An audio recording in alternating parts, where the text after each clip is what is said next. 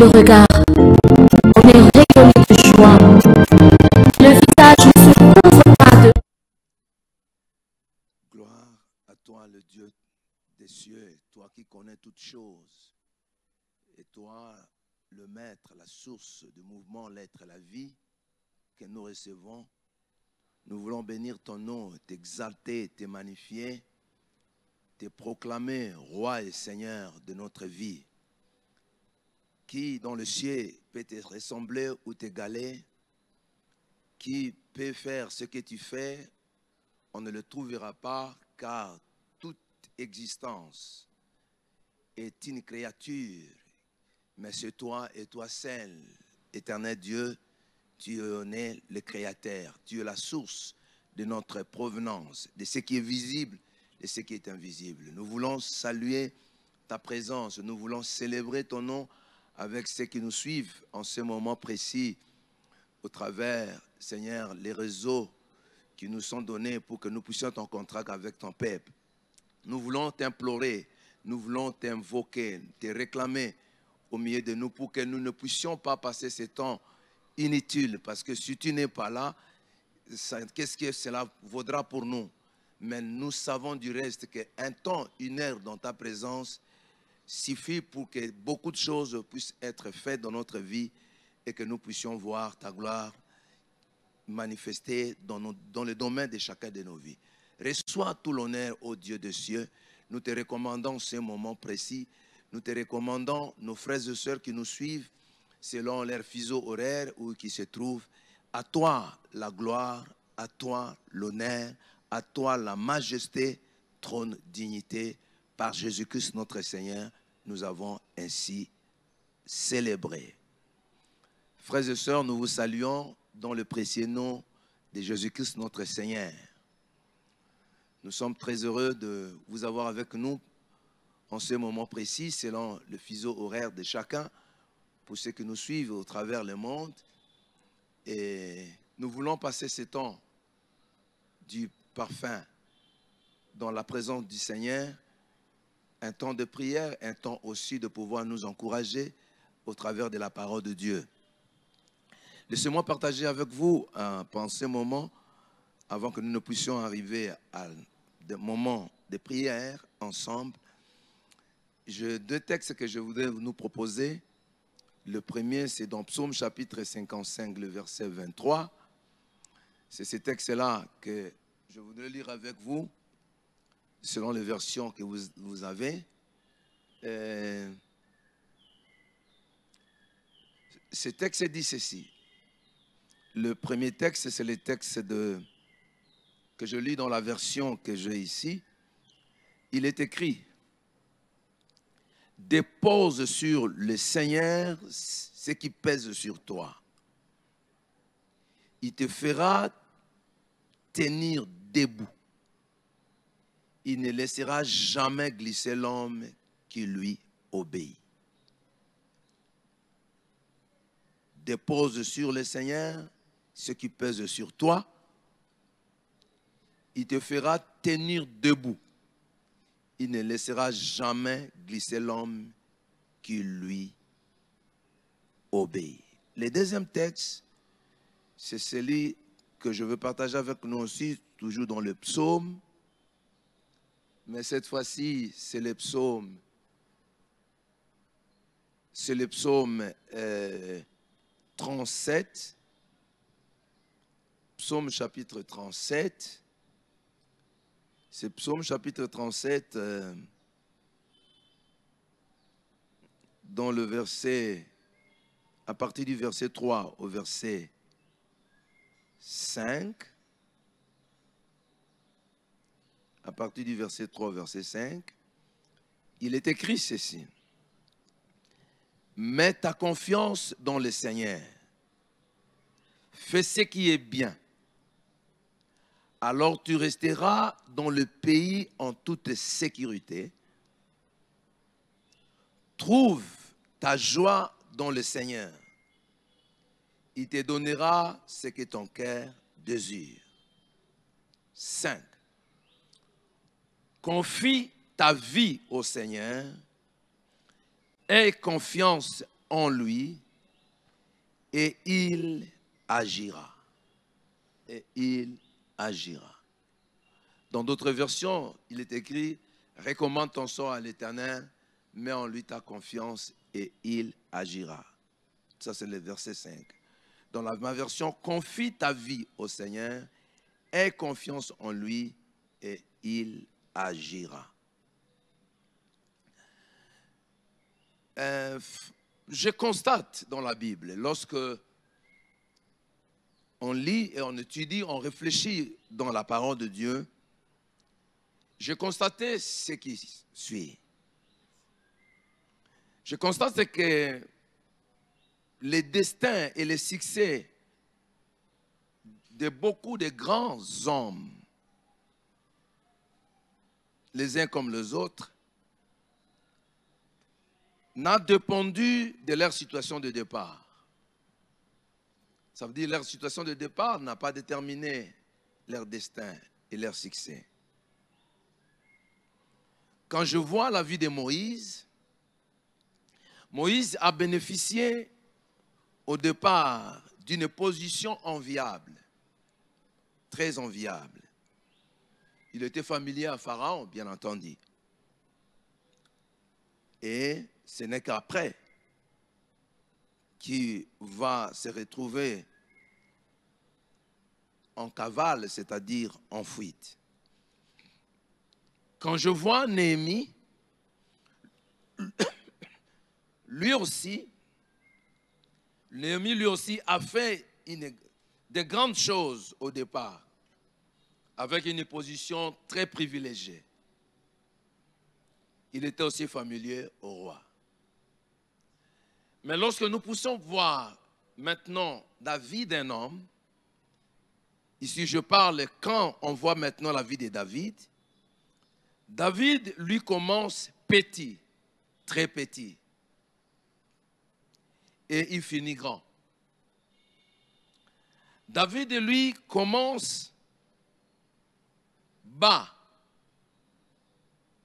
et il finit très haut. Je me suis rendu compte que, frères et sœurs, les circonstances de départ pour le parcours de la vie d'une personne, lorsqu'il est question de la vie d'une personne, dans son parcours, dans son destin, les départs ne sont pas nécessairement les éléments qui déterminent le succès de la vie de la personne. Peu importe la manière avec laquelle la personne a commencé, mais les départs de la vie, de la destinée d'une personne ne sont pas nécessairement les éléments qui déterminent le succès.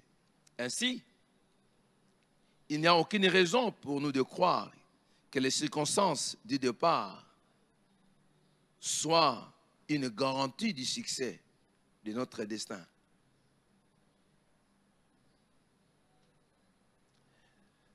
Mais quelles sont les clés pour le succès à la lumière de la parole de Dieu dans ce royaume des dieux et de Christ? J'ai trois éléments avec lesquels nous voulons partager et ensuite nous allons prier. Le premier, ou la première clé que je fais ressortir ici, c'est l'intégrité.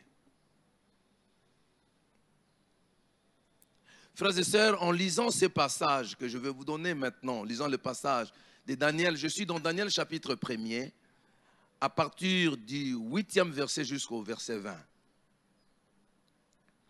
En lisant ces passages, je réalise que nous avons la responsabilité de choisir entre mettre Dieu à la première position ou au premier rang, ou nous laisser nous-mêmes assimiler à la culture ambiante qui régit actuellement le monde. Dans ce texte, il va falloir que nous puissions le lire, je le lis rapidement.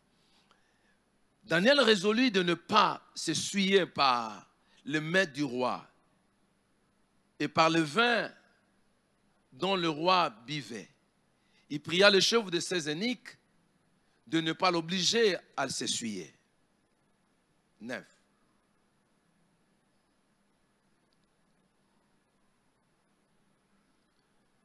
Neuvième verset, s'il vous plaît. Nous allons jusqu'au verset 20.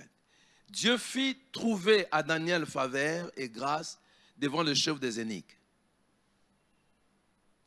Le chef des eunuques dit à Daniel, « Je crains, mon Seigneur le roi, qui a fixé ce que vous devez manger et boire, car pourquoi verrait-il votre visage plus abattu que celui des jeunes gens de votre âge? Vous exposeriez ma tête auprès du roi. » Alors Daniel dit à l'intendant à qui le chef des eunuques avait remis la surveillance de Daniel, de Anania, de Michaël et d'Azaria. Éprouve tes serviteurs pendant 10 jours et qu'on nous donne des légumes à manger et de l'eau à boire. Tu regarderas ensuite notre visage et celui des jeunes gens qui mangent les mets du roi, et tu agiras avec tes serviteurs d'après ce que vous aurez vu. Il leur accorda ce qu'ils demandaient et les éprouva pendant 10 jours. Au bout de 10 jours, ils avaient meilleur visage et plus en bon point que tous les gens qui mangeaient les mets du roi. L'intendant emportait le mets et le vin qui leur était destiné et il leur donnait de légumes. 17. Dieu accorda ces 4 jeunes gens de la science, de l'intelligence dans toutes les lettres et de la sagesse, et Daniel expliquait toutes les visions et tous les songes. Au terme fixé par le roi, pour qu'on le lui amena, le chef des eunuques le présenta à Nabuchodonosor. Le roi s'entretint avec eux, et parmi tous ces jeunes gens, il ne s'en trouvait aucun comme Daniel, Anania, Michaël et Azaria. Ils furent donc admis au service du roi. Sur tous ces objets qui réclamaient de la sagesse et de l'intelligence, et sur lesquels le roi les interrogeait, il se trouvait 10 fois supérieur à tous les magiciens et astrologues qui étaient dans tout son royaume.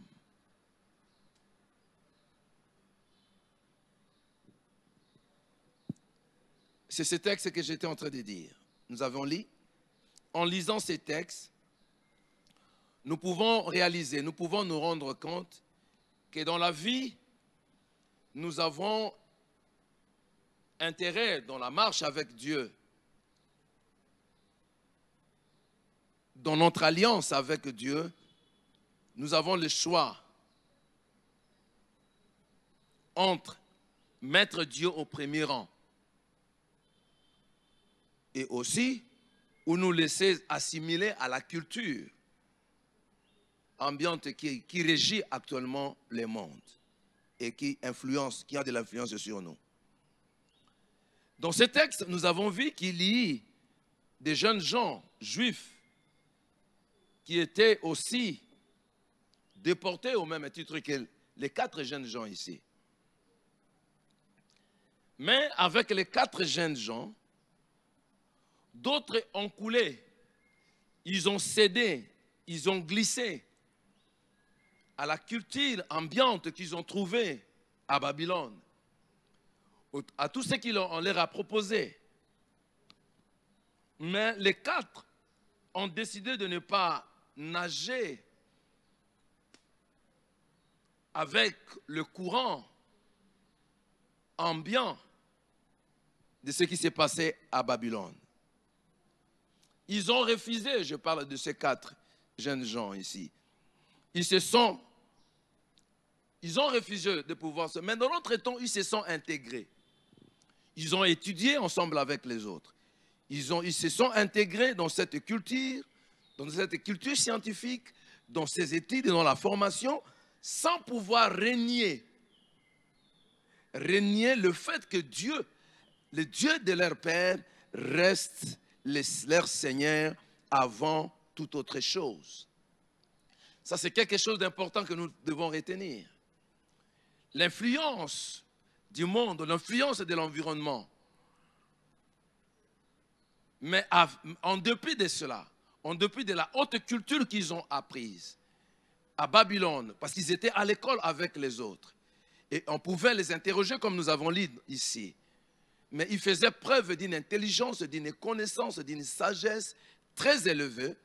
Ils ont appris avec les autres, mais ils n'ont pas renié le fait que Yahweh, Elohim, le Dieu de leur père, reste leur Seigneur avant toute autre chose. Frères et sœurs, c'est très important que nous puissions comprendre, avoir notre position par rapport à notre foi, à la foi que nous défendons. Vous savez, c'est facile de dire des choses, mais il est très difficile parfois de faire ces choses que nous disons avec beaucoup de facilité. Mais c'est que Dieu nous appelle, c'est ça. C'est de cela que Dieu nous appelle. Dans un environnement où nous nous trouvons, vous qui me suivez, nous avons des environnements différents. Il y a ceux qui sont en Afrique, en Asie, en Amérique, en Europe, en Océanie. Tout environnement que nous nous trouvons, allons-nous trouver cela un prétexte par rapport à notre foi que nous avions eu en Christ, que nous avons juré et décidé de pouvoir garder notre foi en Christ sans pouvoir nous déroger, sans pouvoir la nier. Qu'en est-il de vous maintenant, mon frère et ma sœur, vous qui me suivez, de votre foi par rapport à ce qui vous bouscule, par rapport à l'environnement et l'influence culturelle et même scientifique où vous êtes allé? Vous étiez un enfant de Dieu, convaincu et convaincant. Mais quand vous êtes allé, là où vous êtes maintenant, vous avez eu de la connaissance. Continuez-vous à garder votre fermeté en Dieu comme vous l'aviez avant que vous ne soyez arrivés pour apprendre la culture élevée que vous êtes en train de suivre? N'avez-vous pas renié votre foi en Dieu par rapport aux environnements et des circonstances qui vous entourent? C'est toujours Daniel qui dit que ceux qui connaîtront leur Dieu, ils agiront avec fermeté. C'est que Dieu nous demande, dans des environnements où nous sommes, où nous nous trouvons, dans des cultures où nous sommes, et même dans des lieux où nous sommes nés, nous cherchons à garder notre intégrité.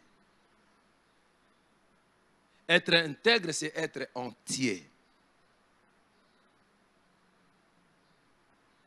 Daniel prend une ferme décision avec ses compagnons, une ferme résolution de ne pas s'essuyer.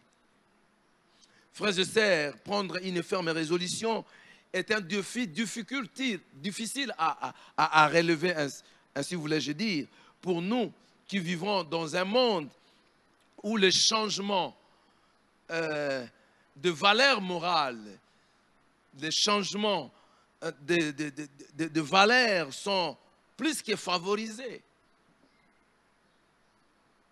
Comme je le dis là, vous qui me suivez, vous qui êtes avec moi, vous êtes en train de me suivre, vous connaissez quelque chose. L'environnement dans lequel nous vivons pour le moment, le monde qui nous entoure pour le moment, les changements de valeurs, même de certaines valeurs chrétiennes et de valeurs morales, les changements est plus que favorisés, sans tenir compte des valeurs intrinsèques de certaines valeurs qui régissent la société. Comment nous réagissons vis-à-vis de cela? Comment nous réagissons vis-à-vis de cela? Daniel, lui, a pris une ferme résolution de ne pas s'essuyer. De ne pas s'essuyer. Pourquoi? Parce que, frères et frères, parce que nous voulons des vies qui reçut. Une vie qui reçut selon Dieu. Nous voulons le succès selon Dieu. Parce que nous voulons des vies qui reçuent. Nous n'avons pas de choix à faire. Il n'y a pas un chemin qui va pouvoir faire éviter ces passages, car il n'y a aucun succès sans intégrité en ce qui concerne ce royaume de Dieu et de Christ. Il n'y a pas de succès, il n'y a aucun succès sans intégrité. Et l'intégrité est une clé du succès, d'une réussite pour la vie. Nous connaissons l'histoire de Daniel et compagnons. Leur intégrité, leur fermeté leur a donné des victoires en face de toutes les situations qu'ils ont traversées. Dieu est celui qui honore la foi de ceux qui lui font confiance. C'est le texte que nous avons lu, les deux psaumes que nous avons lus. Il ne laisse pas glisser. Il ne te laissera pas glisser si tu restes ferme. À lui obéir, à lui honorer, à lui respecter. En dépit de tout et contre tout, il ne te laissera pas glisser. Il n'a pas laissé Daniel et ses compagnons. Quand bien même ils se sont retrouvés dans la fosse aux lions, à cause de leur fermeté, de leur intégrité vis-à-vis de Dieu, Dieu a honoré leur foi. Dieu honorera votre foi. Où que vous vous trouvez, en dépit de tout, des challenges de la vie, qui chercherait pour que vous puissiez régner, ne reniez pas votre foi en Christ. Il n'y a pas meilleur que ça. Et il y a la vie, il y a la réussite dans n'importe quel domaine de la vie quand on reste intègre, attaché à Dieu. On reste entier à Dieu. Quelles que soient les tribulations, ne reniez pas votre foi. Ne reniez pas votre foi à cause des choses qui vous environnent. Quel que soit le niveau où vous êtes, et que dans la dimension peut-être de la situation difficile que vous traversez, je vous en supplie, vous qui me suivez en ce moment ici, n'abandonnez pas la foi, ne reniez pas votre foi. Il n'y a pas mieux que cette foi en Dieu et en Jésus-Christ notre Seigneur. Seigneur, je prie pour mon frère et ma sœur qui me suit en ce moment et qui m'écoute, qui se trouve dans une situation compliquée, au point où il est vacillant, il ne sait pas qu'est-ce qu'il faut faire, en face de ce qui lui est arrivé, en face de quelque chose pour lequel on est même en train de lui proposer, et au point de pouvoir renier, on lui oblige de pouvoir renier sa foi en toi, pour obtenir la chose pour laquelle il a nécessairement besoin pour qu'il puisse survivre.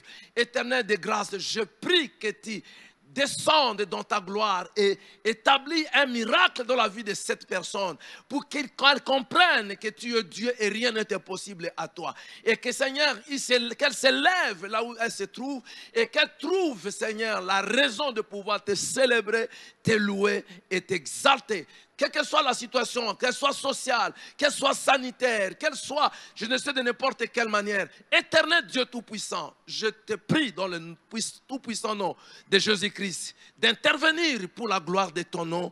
Au nom de Jésus, j'ai ainsi prié. La deuxième clé dans le succès, c'est la prière de la foi. Dans Daniel chapitre 2, nous allons lire ces deux textes. Dans Daniel chapitre 2, j'allais dire, le verset 18. Non, et nous allons lire le chapitre 6, verset 10 à 11. Nous sommes toujours dans Daniel, mais chapitre 2.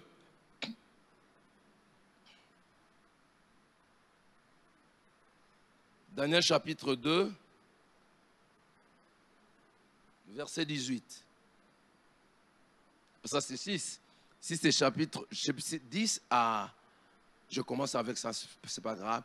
Lorsque Daniel sut que le décret était écrit, il se retira dans sa maison, où les fenêtres de la chambre supérieure étaient ouvertes dans la direction de Jérusalem, et 3 fois le jour, il se mettait à genoux, il priait et il louait son Dieu, comme il le faisait auparavant. Dans d'autres versions, on dit d'habitude. le verset 11. Alors ces hommes entrèrent tumultueusement et ils trouvèrent Daniel qui priait et invoquait son Dieu. 12. Puis ils se présentèrent devant le roi et lui dirent au sujet de la défense royale: n'a-t-il pas écrit une défense portant que quiconque dans l'espace de 30 jours adresserait des prières à quelque Dieu ou à quelques hommes excepté à toi, ô roi, serait jeté dans la fosse aux lions? Le roi répondit: la chose est certaine, selon la loi des Mèdes et des Perses, qui est immuable. Ils prirent de nouveau la parole et dirent au roi: Daniel, l'un des captifs de Juda, n'a tenu aucun compte de toi, ô roi, ni de la défense que tu as écrite, et il fait sa prière 3 fois le jour. Le roi fut très affligé quand il entendit cela. Il prit à cœur de délivrer Daniel et jusqu'au coucher du soleil, il s'efforça de les sauver. Mais ces hommes insistèrent auprès du roi et lui dirent: sache, ô roi, que la loi des Mèdes et des Perses exige que toute défense ou tout décret confirmé par le roi soit irrévocable. Soit irrévocable. Nous devons terminer au verset 7, 11. Le deuxième texte, c'est Daniel chapitre 2. Maintenant, juste le verset 18. Chapitre 2, le verset 18.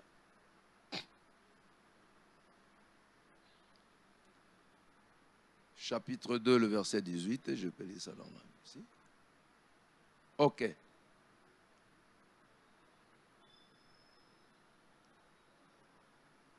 Les engagea à implorer la miséricorde de Dieu des cieux, afin que l'on fît. Les engagea à implorer la miséricorde du Dieu des cieux, afin que l'on fît pas périr Daniel et ses compagnons avec le reste des sages de Babylone. Ici, c'est la deuxième clé que je partage, c'est la prière de foi. Daniel et compagnie sont devant un danger sérieux, une situation compliquée, devant un danger permanent d'exécution. Daniel demande à ses amis de prier.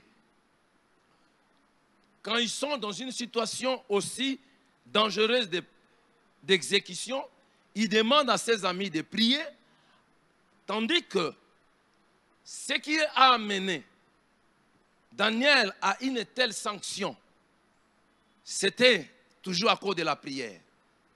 Et il demande à ses amis de prier, de supplier le Dieu des cieux, de supplier le Dieu Tout-Puissant, pour que dans sa grâce, que l'Éternel Dieu leur révèle les secrets du roi, dans le premier texte que nous avons lu.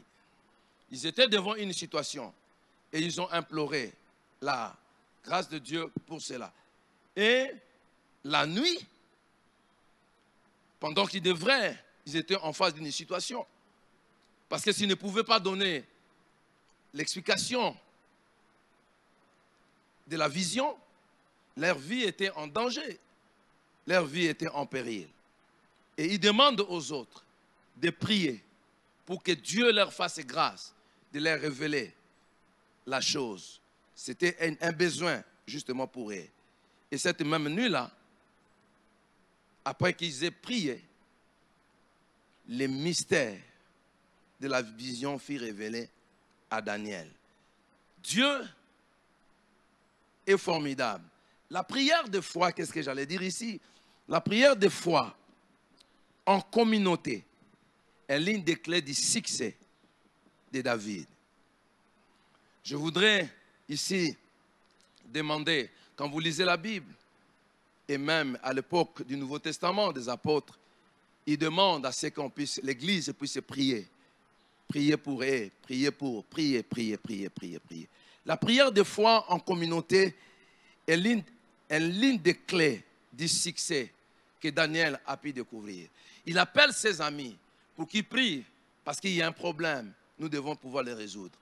La prière, vous avez prié, continuez à prier. Vous avez prié, n'arrêtez pas de prier. Dieu écoute la prière de ceux qui lui cherchent avec foi. Et la prière des communautés est une prière de grande importance. Je voudrais juste demander même à ceux qui nous suivent ici que lorsqu'il y a une occasion pour prier ou une église décrète des temps de prière, profitez de cela. Car à des moments comme celui-là, Dieu est au rendez-vous pour répondre aux besoins de ceux qui les cherchent. Selon qu'il est écrit, Dieu dit, celui qui les cherche les trouve et il se laisse découvrir par tout celui qui les cherche de tout son cœur. Ça veut dire celui qui les cherche avec confiance, avec foi. Je voudrais rappeler ici que la semaine prochaine, la communauté de l'église de Mangembo, particulièrement ici à Bandalungwa, sera en prière. Si vous qui nous suivez, même si vous n'êtes pas de l'église de Mangembo, mais Dieu sera au rendez-vous cette semaine qui va pouvoir commencer la semaine prochaine, des temps où il est décrété, le moment, la montagne de la restauration. Je vous convie de répondre, ce qui sera en direct bien sûr, pour vous joindre à nous pendant ces moments de prière. Et le Dieu qui a exaucé Daniel, il est le même hier, aujourd'hui, éternellement. Il le fera aussi pour vous. De la même manière, pour ceux qui sont peut-être à distance, même aussi à Mangembo Bandalunga, aussi bien qu'à Mangembo Makala, ça sera aussi le même moment de prière.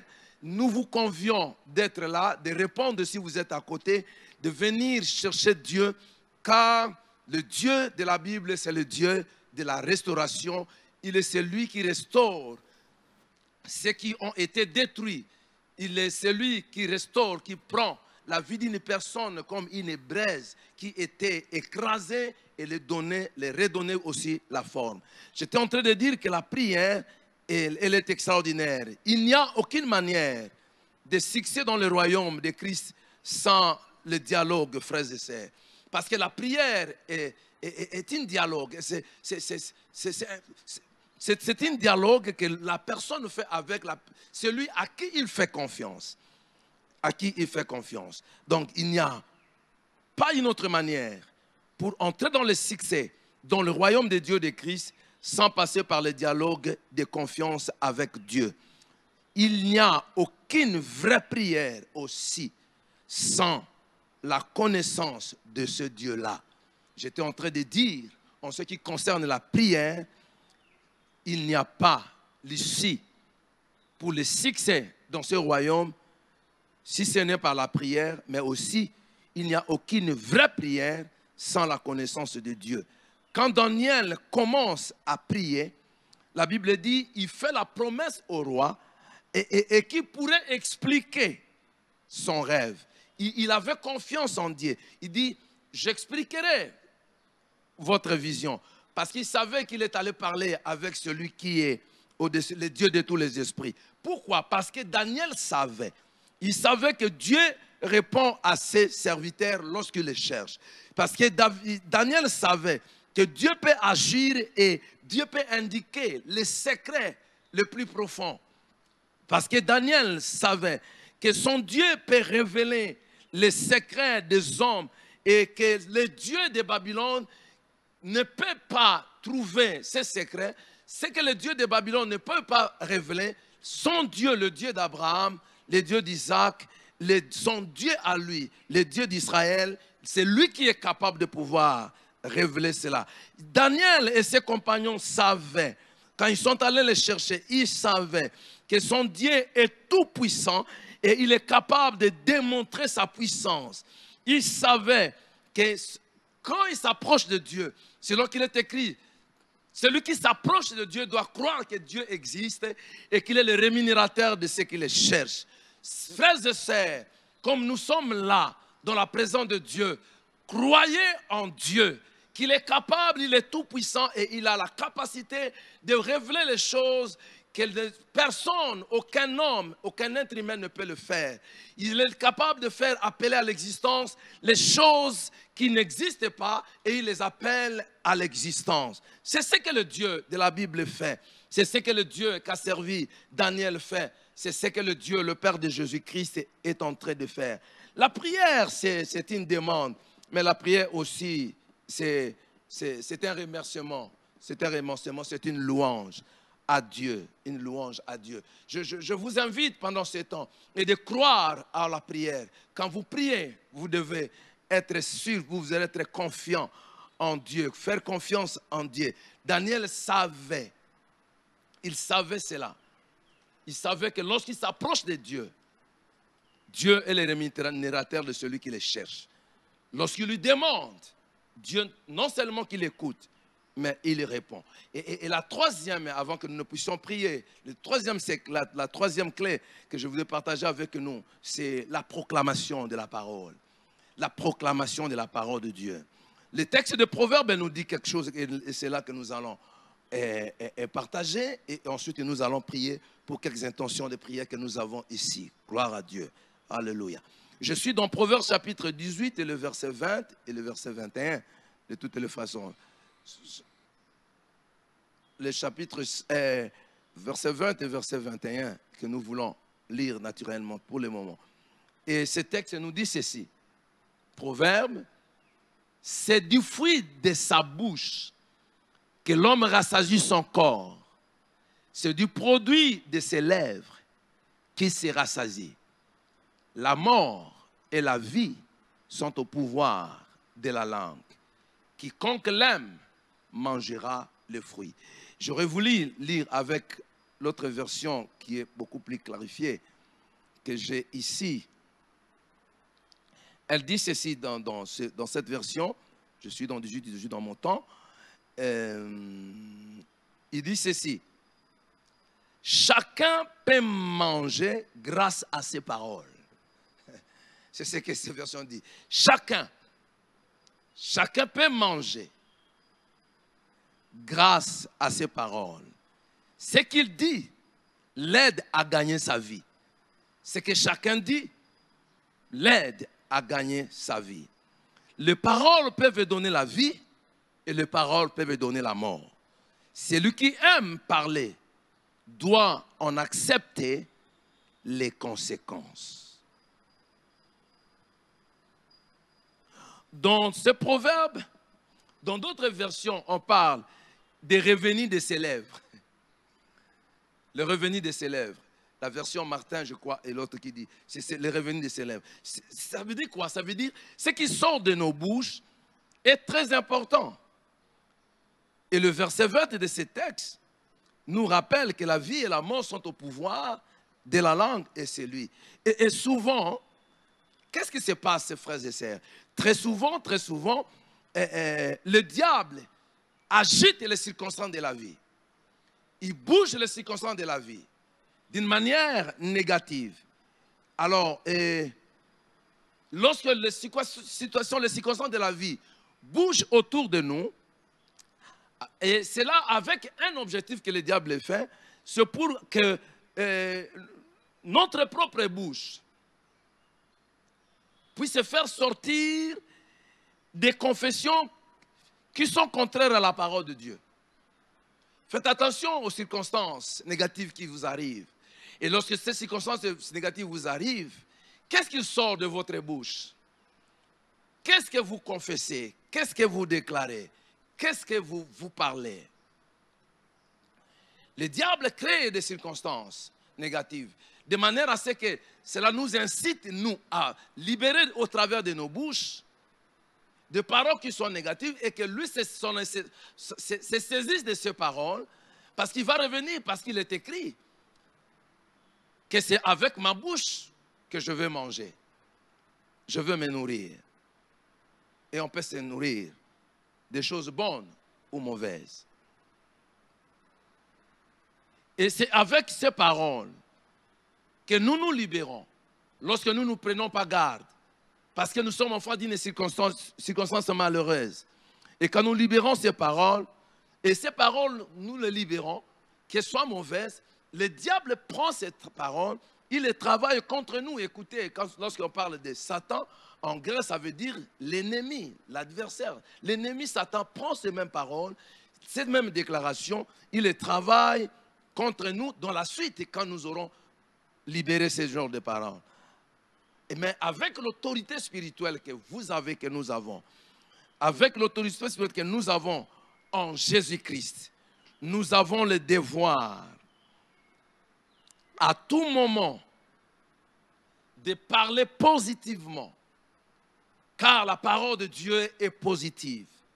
Quelles que soient les circonstances en face de nous et autour de nous, nous devons parler positivement par rapport à la circonstance. Et nous devons parler à la circonstance qu'elle puisse se transformer à la manière, à la lumière de la parole de Dieu en ce qui nous concerne.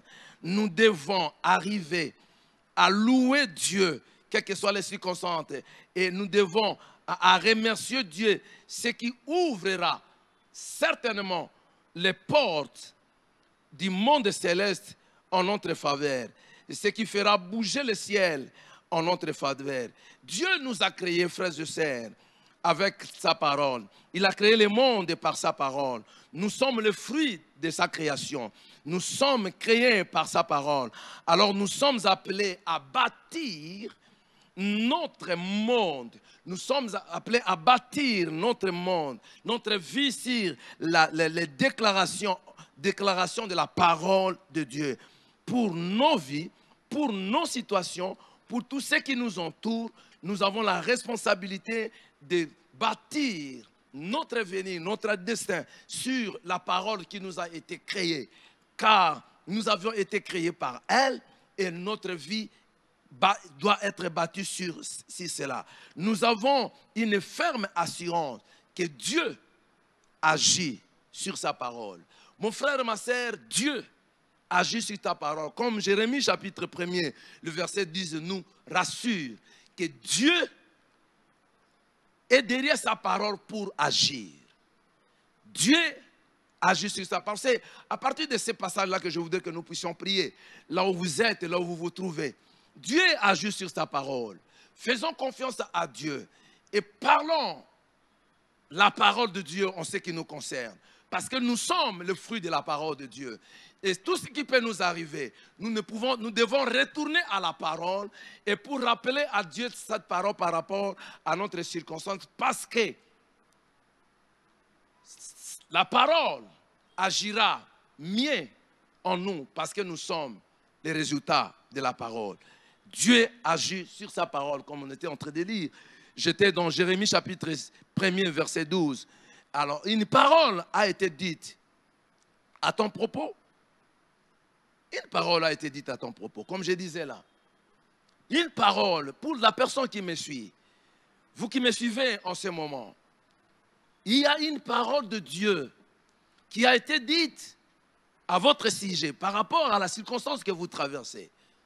Et j'aimerais partager avec nous, et c'est autour de cela que nous allons prier pendant quelques minutes. Je prends Ésaïe 54. Je veux que nous prions avec Ésaïe chapitre 54. Ésaïe 54. Ésaïe 54, le verset 15 au verset 17. Ésaïe 54.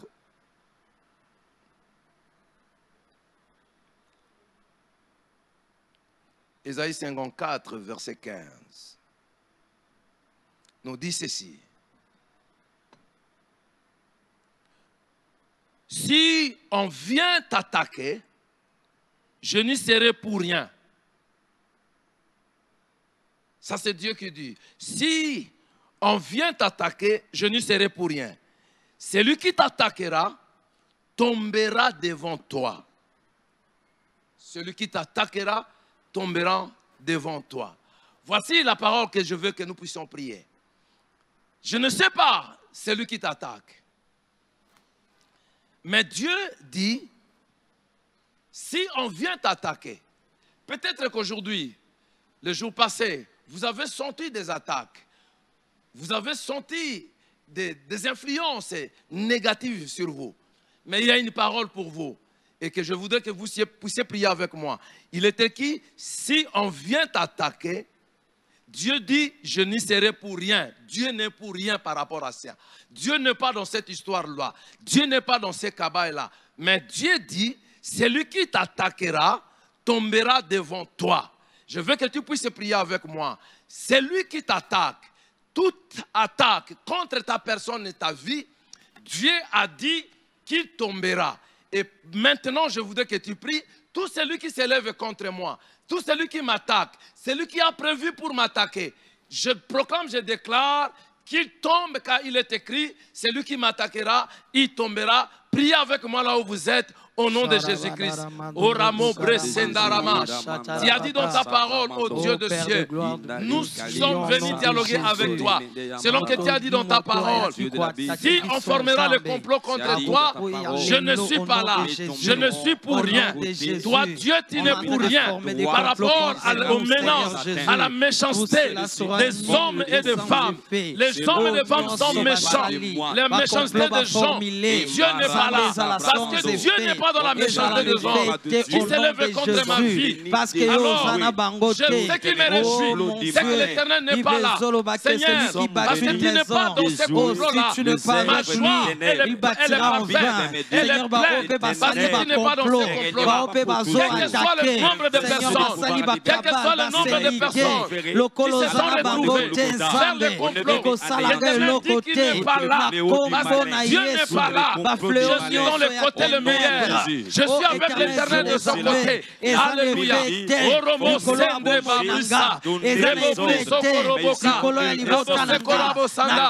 Toute influence qui m'attaque, toutes les menaces qui m'attaquent, en ce moment, la nuit comme la journée, humain comme spirituel, dans n'importe quelle manière, je me lève en ce moment, en vertu de cette parole, selon que l'Éternel Dieu Tout-Puissant a dit, il m'a dit, celui qui m'attaque tombera devant moi. Celui qui m'attaque tombera devant moi. Je vais échouer.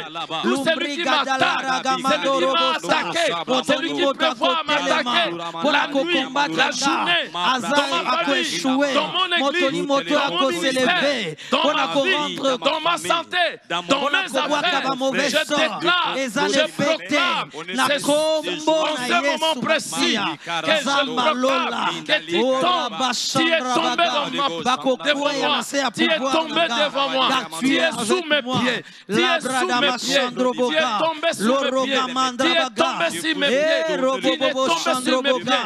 Tous mes ennemis, des nuits comme des jours, des esprits comme des humains, tombent sous mes pieds, tombent sous mes pieds, tombent sous mes pieds, tombent sous mes pieds. Orobose mambrosena, rabobo rebese kotimroba, irebese kodibo ramandada, rekesi robose karobabo, irebese remekere korobo, rakarababo robo sokorabase, imrebose kodirobase, yenderebese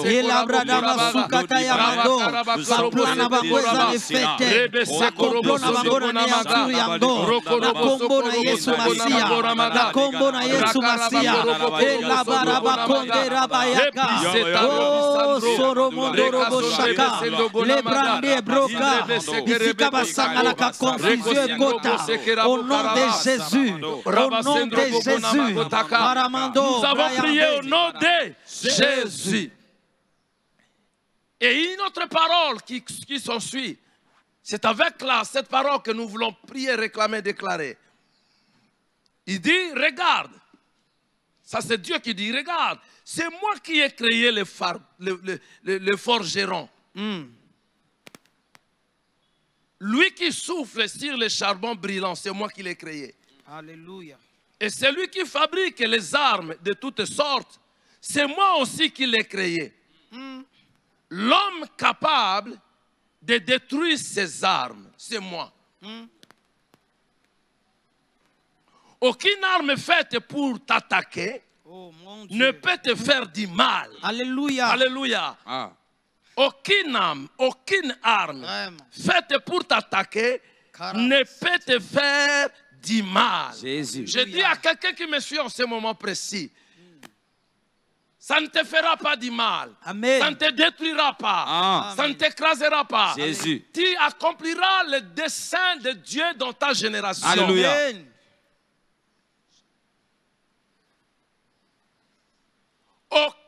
Aucune arme. Et maintenant nous allons dire, toute arme qui sont forgées contre toi pour t'attaquer ne te fera pas du mal. Alléluia. Alléluia. Toute flèche de n'importe quelle origine ne te fera pas du mal.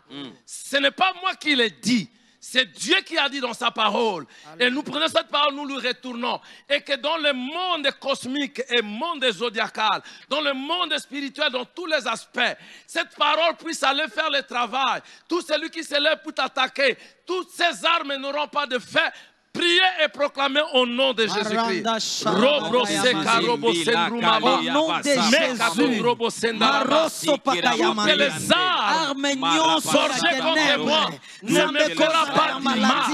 Elle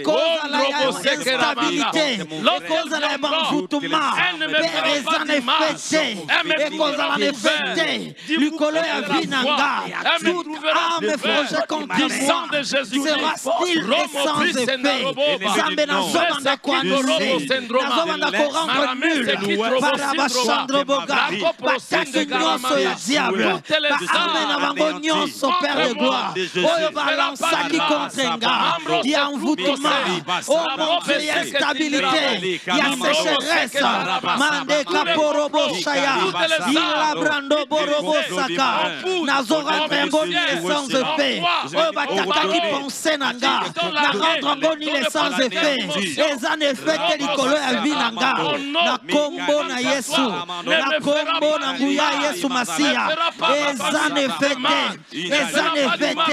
na nzoto na nga eza ne fete na ndako na nga eza ne fete na libota na nga oh mon Dieu euta na zamba euta na mai euta na mipepe eza ne fete likolo ya vi na nga oh car il est écrit dans la parole de Dieu, toute arme forgée contre toi sera nulle et sans effet. Natelemi na kombo na Yesu, natelemi na kombo na Yesu, koanile bataki nyonso ya monde ya ténèbres, na butu ya lelo, nazorendre yango nile sans effet.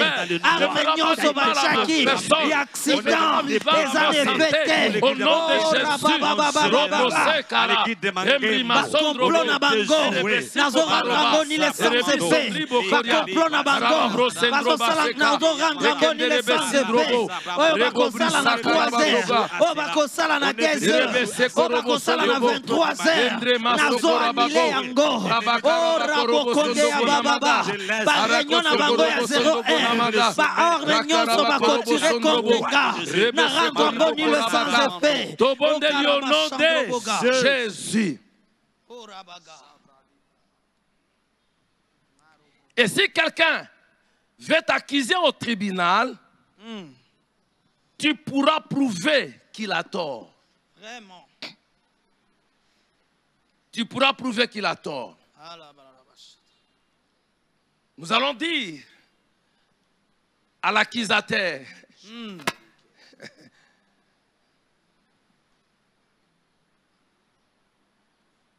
qui va pouvoir nous accuser.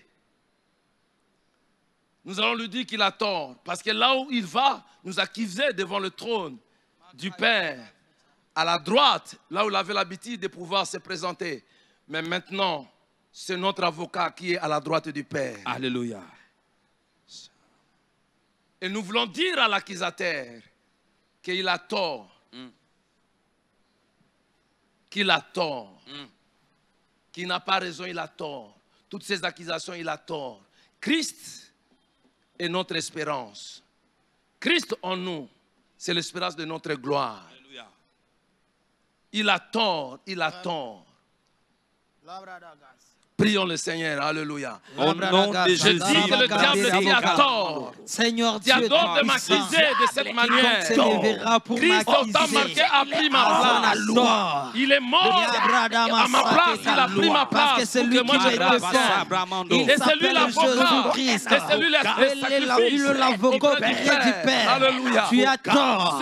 C'est lui qui me juge. défend. Le juge, Après le le juge, c'est prix lui. pour ma vie. Écoute, Il que m'a Dieu racheté m'accuse. par son Tu sang. as tort. Tu as tort. Car l'avocat Labradabashando est à la Boga. droite L'accusateur a du tort. juge Librondo pour plaider Bosharagande.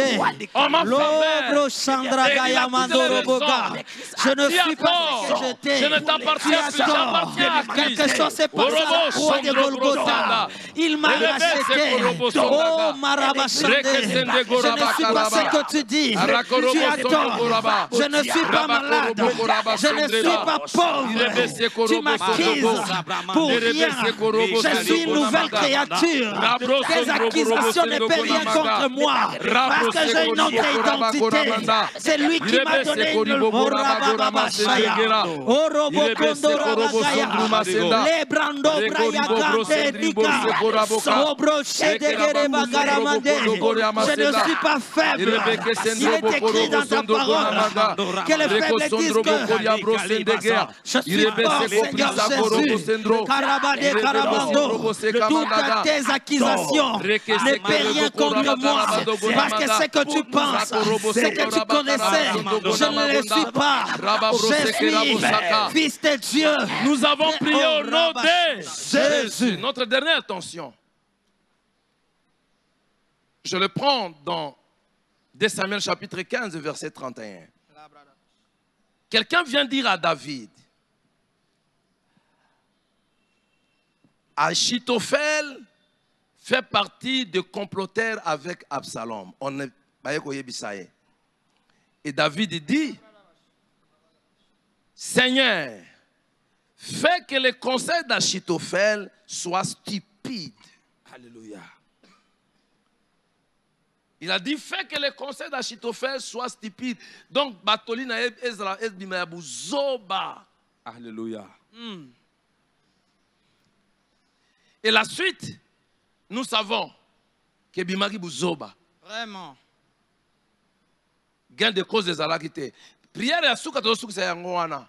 Donc, la prière de David à Salaki. Nous allons dire au Seigneur, Seigneur, que tout ce que les gens, tous ceux qui sont les ennemis de ma vie, tous ceux qui sont dans les complets complots, soit les conseils qu'on peut donner à quelqu'un pour qu'il ne puisse pas être favorable, et ça là-bas conseil stupide. Alléluia. Au nom de Seigneur, nous détruisons tous les conseils, toutes les intoxications que les gens font sur ma personne, vis-à-vis des personnes qui peuvent me faire du bien, qui peuvent m'aider à m'épanouir, à réussir ce que je suis en train de faire.